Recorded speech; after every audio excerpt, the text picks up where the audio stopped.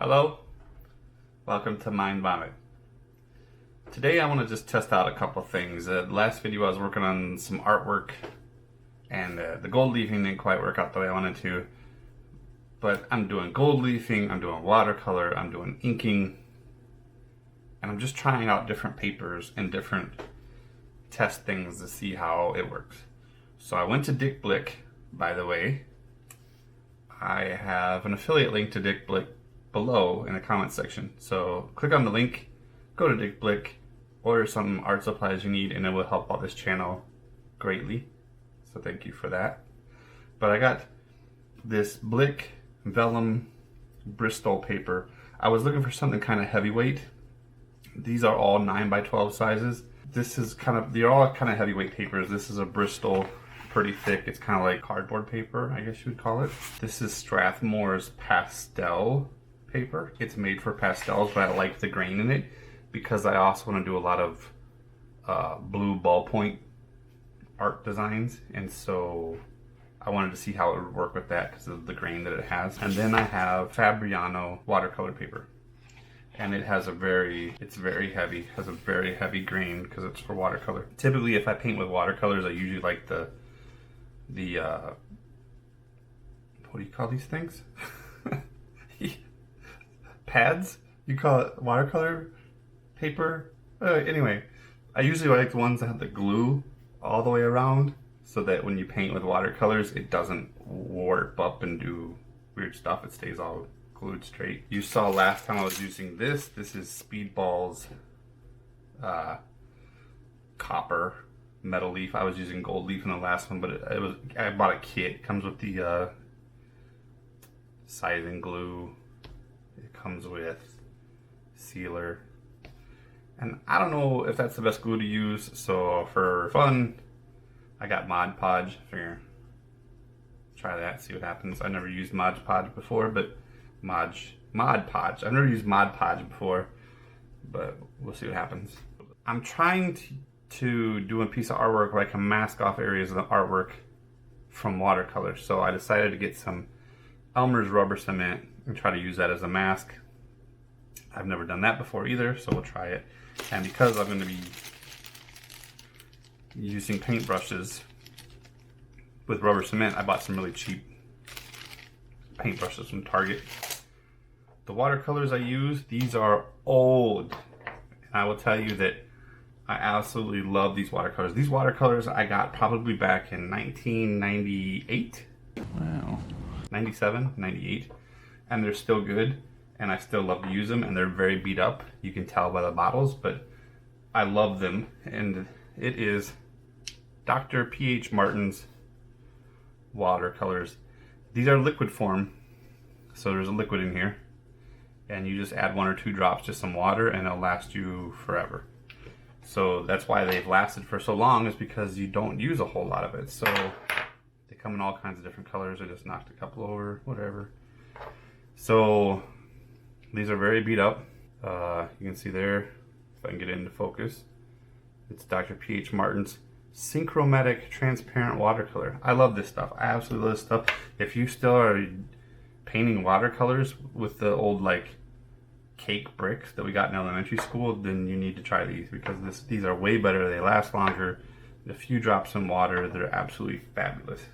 I don't do a lot of watercolor painting either, but I love them. I just love them. So I've kept them around. So these are the different things we're going to try today. I'm going to try to do some gold leafing, try to do some masking of watercolors. I'm going to try out on all the different papers. Oh, I should probably mark those papers so that we all know what they are. So, do I have a marker?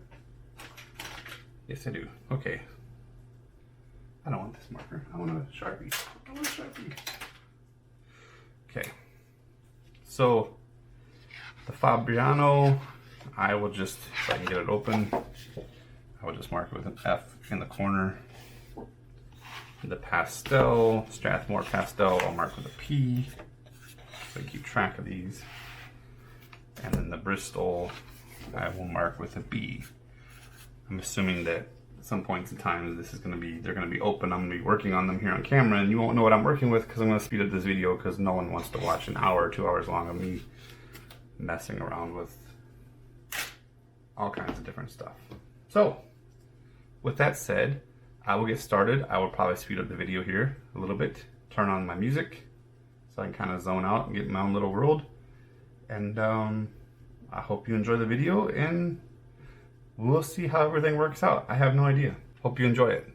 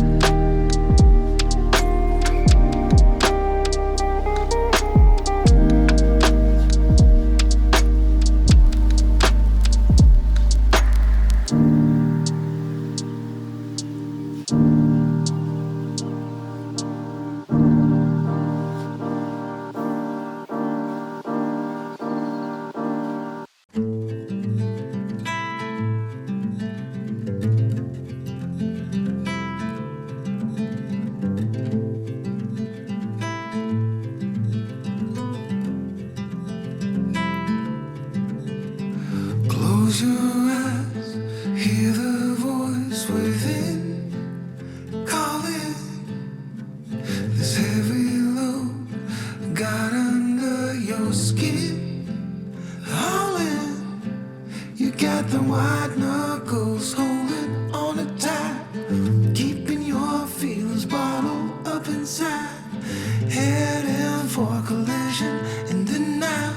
To really live, you gotta die. Breathe in, breathe out. Hey, come alive.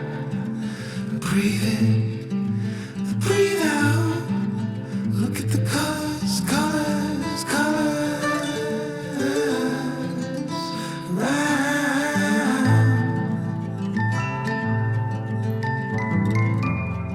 So the results are in on these three different papers. We have the pastel, the watercolor, and the Bristol. I have already rubbed off the rubber cement. Actually, I forgot to record. I forgot to push record on the camera, so I actually rubbed it off on camera. I was supposed to be doing it on camera, but it didn't happen that way. All of the papers worked with the rubber cement masking. Even the heavy textured one like watercolor was fine. What it basically comes down to here is I really liked the pastel paper, except for the fact that it buckled when using watercolor. So you see this light area here, these dark areas. These dark areas is where the watercolor pooled and made a darker color. So I also liked how the texture it made with the gold leafing, but it just doesn't work well for watercolor. The Bristol paper, I was really hoping this would work. I like how smooth it is. It works decent for the gold leafing. I made my own mistake, my little error here. The watercolor has a nice effect to it, but I didn't like how it worked with the the blue ink pen. Even though I'm not doing this test for blue ink pen, I wanted to see how it worked, and I'm just not happy with the Bristol. What I am happy with is the watercolor paper. The watercolor worked great with the watercolors itself, of course, go figure. The gold leafing would work great as long as I wasn't playing Wreck-It Ralph and put this on a lot smoother like I did the other two. I was just kind of like hammering this down, sort of. And it worked really well with the blue ballpoint pen ink. You can see here the texture maybe of the paper and of the gold leafing.